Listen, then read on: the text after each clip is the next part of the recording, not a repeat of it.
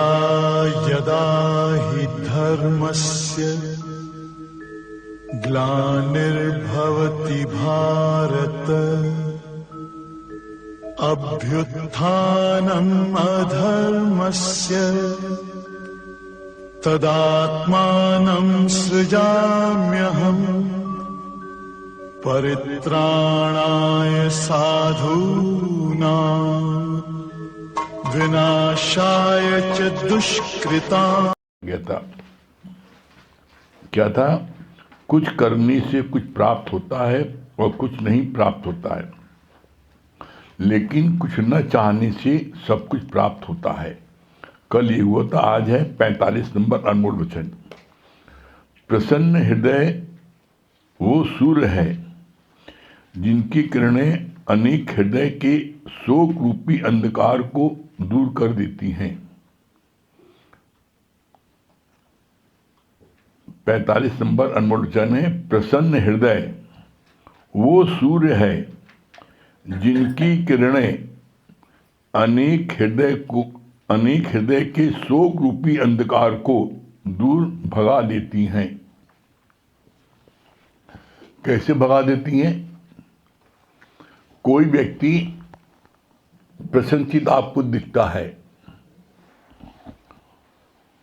और आप बड़े उदास से गमगीन हैं, लेकिन प्रसन्नचित्त व्यक्ति को आप देखते हैं तो आपके अंदर भी एक उमंग आ जाती है। आप अपना एक पल को, अपना गम कितना भी गम हो, आप भूल जाते हैं। इसीलिए गुरुजी ने बोला है, मोतियों का एक थाल दान। अगर किसी को आप मुस्कुराहट दे दो तो एक थाल मोतियों का दान है, इतना महान माना गया है।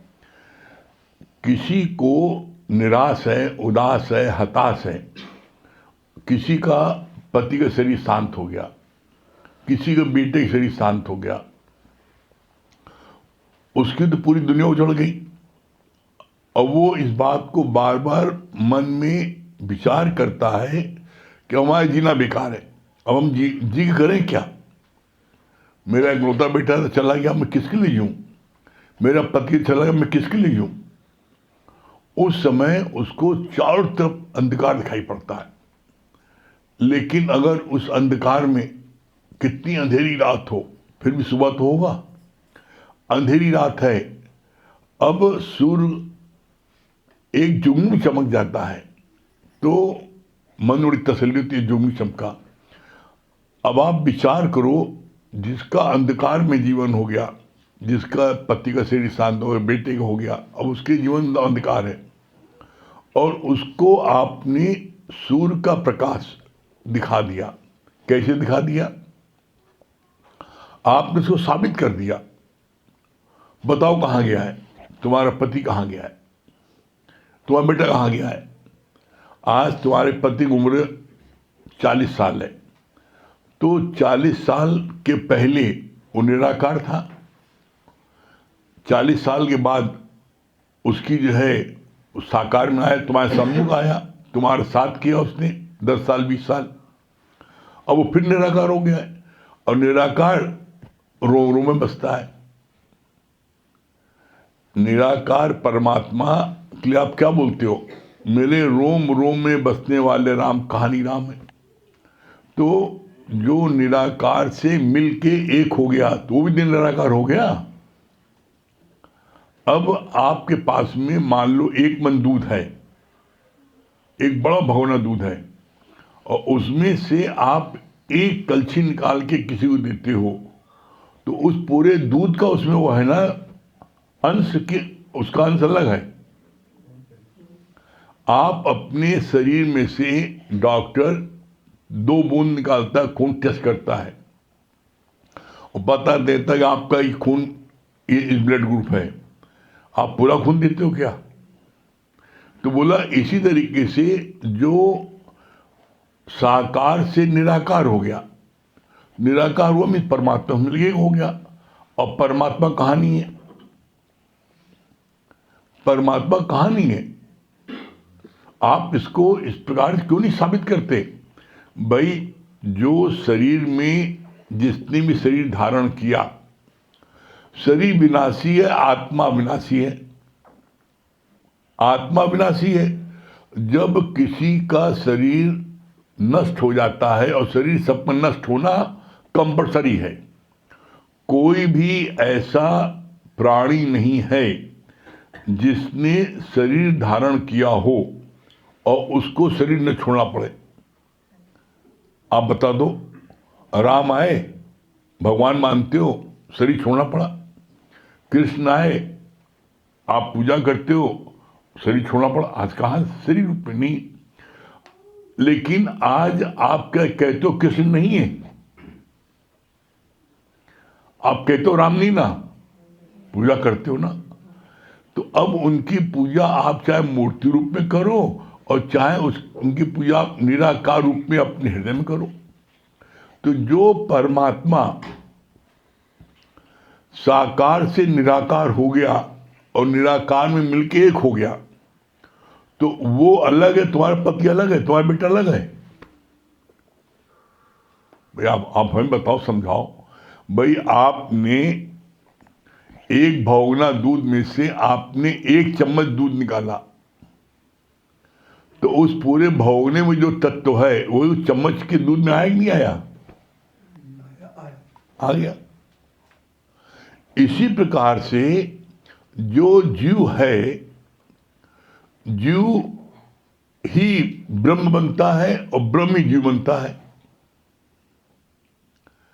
इसको गुरुजी ने कितने सरल शब्दों में समझा दिया। क्या समझाया? बोला पानी है तरल, उस पानी को आप बर्फ की ट्रे में भरो और फ्रिज में रख दो। अब वो ट्रे में क्या हो गया? बर्फ जम गई। और बर्फ कैसी जमी? जिस आकार की ट्रे उस आकार की बर्फ जमी। अब उसी पानी को अगर आप गिलास में रख दो, गिलास का शेप ले लेता है। थाली में रख दो, थाली शेप ले लेता है। कटोरी में रख दो, कटोरी शेप ले लेता है आकार। तो एकदम ठीक इसी प्रकार से आप जीव हैं। आप देखो, कोई जीव एकदम नाटा है, कोई एकदम लंबा है, कोई एकदम गोरा, कोई एकदम काला है, कोई बड़ा दुबला पतला, कोई एकदम मोटा है।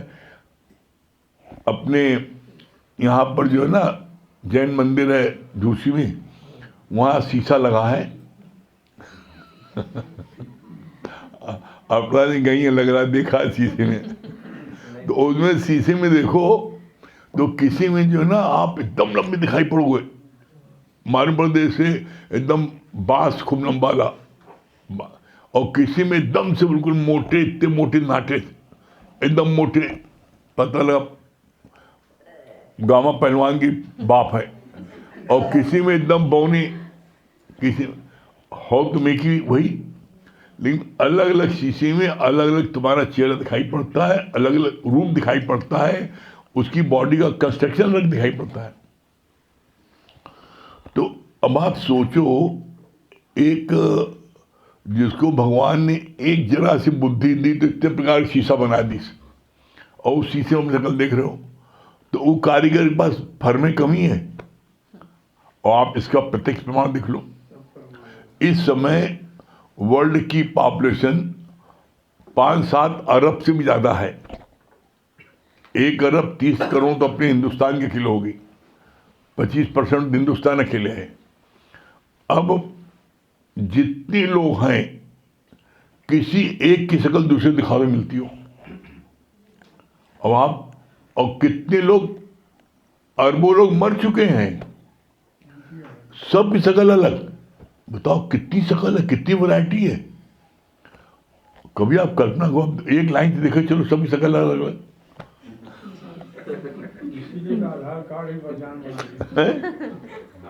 मतलब आप देखो, जितने हैं उतनी शक्ल।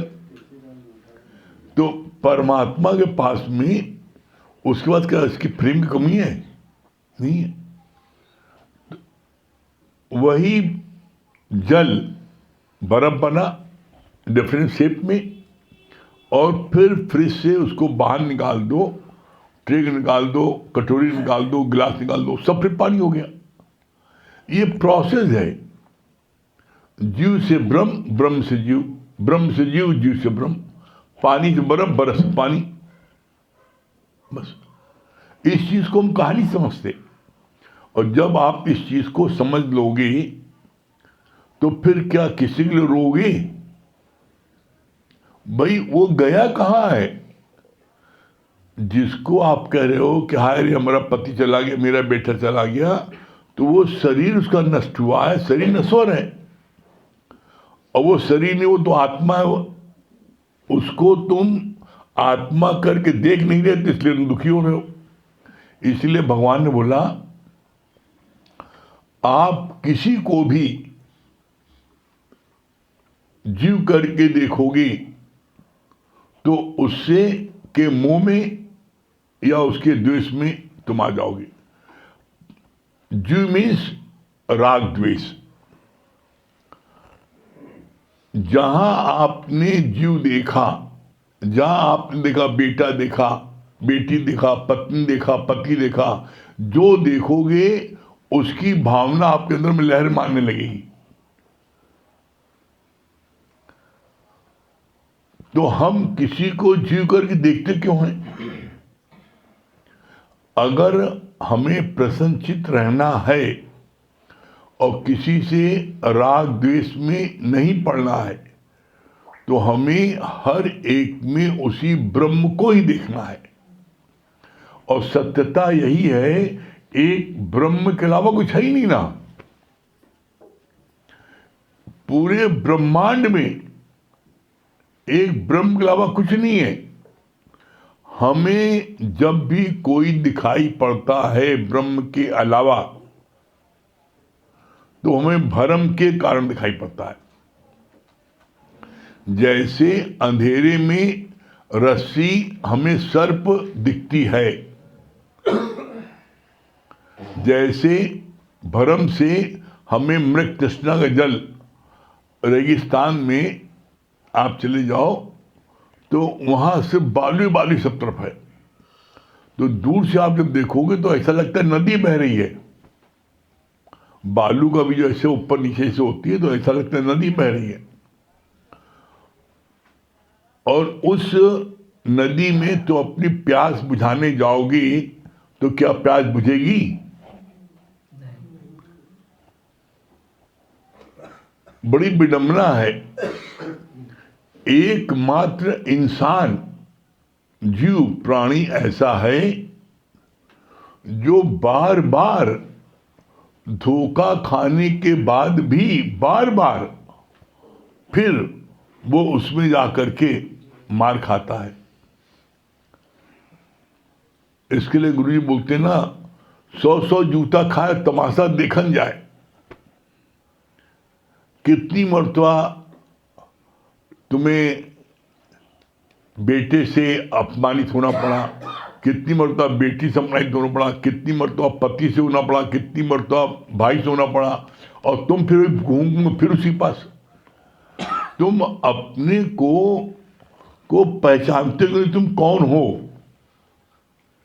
तुम हर समय दीनहीन, मैं तो बेचारा हूं, मैं तो गरीब हूं, मैं तो कमजोर हूं, मैं तो लड़की हूं। तुम अपने को जैसा मान लेते हो वैसी फीलिंग तुम्हारे अंदर आने लगती है। गुरु जी क्यों बोला, as you think you become. आपका एक विचार ही तो आपको तो हंसा देता है, एक विचार रुला देता है। एक विचार, सिर्फ अभी आपको ये पता लगे, सिर्फ अभी एक विचार, हमारा बेटा आईएएस हो गया है, तो आप एकदम से प्रफुल्लित, अरे वाह वाह मजा आ गया। और वही एक विचार, बेटे का एक्सीडेंट हो गया है, आप दुखी कर देता है। तो आपको प्रसन्नचित्त किया और आपको दुखी किया किसने? जब आपने मेरा बेटा माना, और जब आपने माना है ही भगवान, भगवान आईएएस बने चाहे चपरासी बने, जो बनेगा उसके भाग्य का है। तो उससे न तुम प्रसन्नचित्त होगे और न तुमसे दुखी होगे। गुरु जी बोल रहे थे, सबसे बड़ा तप मालूम क्या है? 24 घंटे प्रसन्नचित रहना। आप देख लो, आप 24 घंटे प्रसन्नचित को रख दिखाए, दिन में 5-7 बार लोग मुख टेढ़ा हो जाता है। आप देख लो, अगर कहीं चाय समय से नहीं मिली, खाना समय से नहीं मिला, समय से कोई चीज नहीं मिली, कैसा मुंह टेढ़ा हो जाता है। उसे अपना मुंह प्रसन्नचित दिखाओ। गुरु जी की बात हमको आज इतनी चली, सुन रहे थे, कहा कि सबसे कठिन है। और भगवान कृष्ण ने क्या बोला है? प्रसन्नचित व्यक्ति को मैं शीघ्र मिलता हूं। तो बोला, परमात्मा को प्राप्त करने का सबसे सरल साधन, आप 24 घंटे प्रसन्नचित रहो। और प्रसन्नचित आप कब रह सकते हो? प्रसन्नचित आप तब रह सकते हो जब आप स्वयं गॉडहुड में हो। जहां आप जीव बने, तो जीव बनना मीन्स कामना की निशानी। जैसे आप जीव बनोगे, आपके अंदर कोई ना कोई कामना प्रवेश कर जाएगी। बिना कामना के आप जीव होगे नहीं। जितनी देर आप बैठे हो, अभी आप सत्संग बैठे हो, गुरु वचन सुन रहे हो, आप अपने महसूस करो, हाँ मैं ब्रह्म हूं। आपको दुनिया का कोई भी दुख तकलीफ नहीं सता रही है, एकदम अपने आनंद में हो।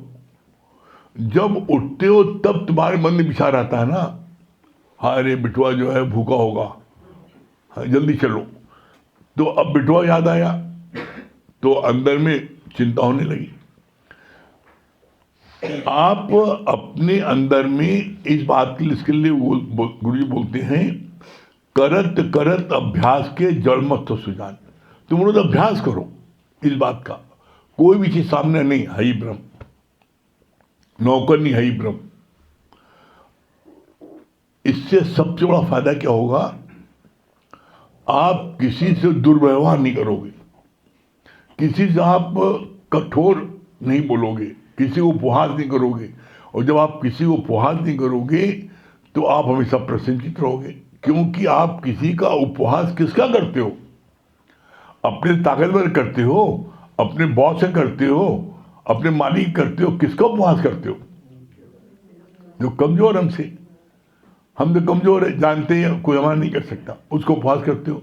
लेकिन ये बात जान लेना, अपने से कमजोर का उपहास करने पर तुम्हारा मन तो देख रहा है ना, तुम्हारा मन दर्पण कहलाए और भले बुरे सारे कर्मों को देखे और दिखाए। जग इसे भाग ले प्राणी पर, मन से भाग न पाए, तुम्हारा मन दर्पण कहलाए। तुम किसी असहाय का, गरीब का, कमजोर का उपवास उड़ाओगे, तुम्हारा मन तुमको बहुत खाएगा। हमने उचित नहीं किया, गलत किया, हमने अच्छा नहीं किया, तुम्हारा मन ऑटोमेटिक उदास हो जाएगा। और वही तुमने उस कमजोर को हंसा दिया, तो आप देखिएगा आपको चौंक हंसी आएगी। देखो आज किसी ने नहीं हंसता तो हमने हंसा दिया। भाई किसी को, किसी रोते को हंसा दे, ये काम करो ना कि किसी हंसते को रुला दो। हम देखते हैं सत्संग में भी जो स्वभाव से तेज होते हैं तो अपनी रंगबाजी कहीं नहीं दिखा देते हैं। अब कोई सत्संग नहीं आया, मान लो दूध, कहाँ रहे हो? अरे बेचारा बीमार है, कोई कारण है, बच्चे के इम्तिहान है, कोई, पहले तुमने पूछा कुछ नहीं और सीधा अटैक कर दिया। अब फुर्सत मिली 5 दिन बाद, अब मतलब बेचारा आए तो कह भैया हम इसलिए डर मारे नहीं आते कि हम क्या जवाब देंगे, लोग पूछेंगे। तो इसलिए कभी जीवन में अपनी तरफ से भूल के कभी किसी का अपमान उपहास नहीं उड़ाओ। अगर नहीं कर सकते हो, किसी को तारीफ नहीं कर सकते, किसी की प्रशंसा नहीं कर सकते, किसी के अच्छे गुण खोज करके नहीं बता सकते, मौन रहो। ये जरूरी है कि किसी को उपहास उड़ाना। और इसके लिए क्या बोला गया है? जिसका कोई नहीं उसका भगवान होता है। तो जो जितना दिखने में कमजोर लगता है, भगवान उतना उसके सहायक होते हैं। तुम उसकी जो है अगर 1 पैसे बेइज्जती करोगे तो निश्चित जान लो 1 रुपये बेइज्जती तुम्हारी होगी कहीं जरूर। कैसे? इसका बड़ा बड़ा बढ़िया इसका प्रैक्टिकल देखा गया। एक रिक्शे वाला ढलान पर जब जा रहा था तो आगे एक कार जा रही थी। वो कार वाले ने ब्रेक मारा है, कोई लड़का ब्रेक मारा, भाई उसमें हैंड ब्रेक भी है, पावर भी सब लग गया। अब रिक्शे में कहाँ लगे? रिक्शे में ढलान में तो जाके टक्कर मार दी उसकी गाड़ी में। और जब टक्कर मारा तो उसमें से जो व्यक्ति गाड़ी ड्राइव कर रहा था वो अपने को लगातार मैं रईस हूँ और मेरी गाड़ी में टक्कर मार दिया। बाहर निकला, देखा मारा 2 झापड़ उसको। और विचार हो भैया बाबूजी गलती हो गई, भैया हम ब्रेक बहुत लगाए लेकिन ढलान तो ब्रेक नहीं लग रही, क्या करें, हमसे गलती हो गई, माफ़ कर दो। 1 झापड़ मारा और वो गलती मार तब भी दूसरा झापड़ मार दिया। और उस पर रिक्शे में बैठा था एक पहलवान। पहलवानों की बुद्धि देर में जगती है, ट्यूबलाइट होती है। अब उसको लगा अरे मैं इसके रिक्शे बैठा हूँ, झापड़ इतनी मुझको मारा है, इसको थोड़ी मारा है। और उसने आग देखा रहता तो उसको उठा के पटक दिया। वहीं उनको उठा के पटक के और धर धर के मारा। लोगों ने देखा, एक लाइन आती है जिसका कोई नहीं उसका भगवान खुदा। तो वो गरीब रिक्शा कह रहा हाथ जोड़ के भैया माफ कर दो, हम तो बहुत ब्रेक लगाए, ढलान तो नहीं रुका भैया, क्या करें। 1 झापड़ मारे चलो गुस्से हो गया, लेकिन दूसरा झापड़ मारा। जब दूसरा झापड़ मारा तो पहलवान का जग गया पहलवानी। जब पहलवानी जग गई, बताऊंगी क्या इज्जत रह गई। वहीं उनकी गाड़ियों में सब जाम लग गया, बल्कि जो लोग नहीं जानते वो सब जान गए कि पहलवान पटकी थे इसको। और जिसको जिसको पता लगा कि इसने रिक्शा वाले की झापा मारा तो अच्छा हुआ पटक दी थे। ये प्रकृति का नियम है कि कमजोर तो सब लोग हो जाते हैं, ताकतवर कोई नहीं होता। जब भीड़ बहुत लग गई, बहुत भीड़ लगी तो लोगों ने बताया भाई इसका है पहलवान पटकी, कहीं इसको 2 झापड़ मारा था रिक्शे वाले को, इसलिए तो बहुत अच्छा किया। तो अब बताओ उनकी इतनी पब्लिक में क्या इज्जत रहेगी। तो इसलिए कभी भूल के भी किसी को अपमानित नहीं करो। हमेशा जहाँ तो हो सके हर एक का जो है वेलकम करो, स्वागत करो, प्रेम करो और उसको जो है मान सम्मान दो। चाहे कोई बच्चा हो और चाहे कोई बूढ़ा हो, बच्चा भी उसका भी अपना एक वो है। बच्चे को अगर आप इंसल्टिंग में बुलाओगे, आप देख लो, अगर विश्वास ना हो तो आप घर में आके बुला लें, अपने लड़के बुला, इधर आप कहाँ है, ऐसे बोलता है। अगर आपने उसको बुलाया इधर आओ तो वैसे जवाब देगा वो, कहाँ है, अभी नहीं आते, भी काम कर रहे हैं, जाओ। तो वही बेटा इधर, हाँ बताइए बाबा क्या होता है, वो प्यार से बोलेगा। तो मतलब आप जो दोगे वही पाओगे, ठीक है।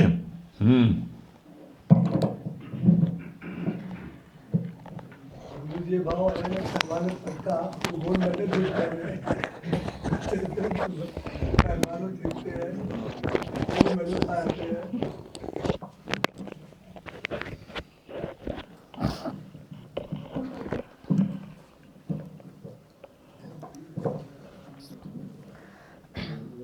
सभी को हरिओम, राम राम। गुरु वचनों को रखना संभाल के, एक एक वचनों में गहरा राज है। जिसने जानी है महिमा गुरु की, उसका डूबा कभी ना जहाज है। गुरु वचनों को रखना संभाल के, एक एक वचनों में गहरा राज है। जिसने जानी है महिमा गुरु की, उसका डूबा कभी ना जहाज है। दीप जले और तमना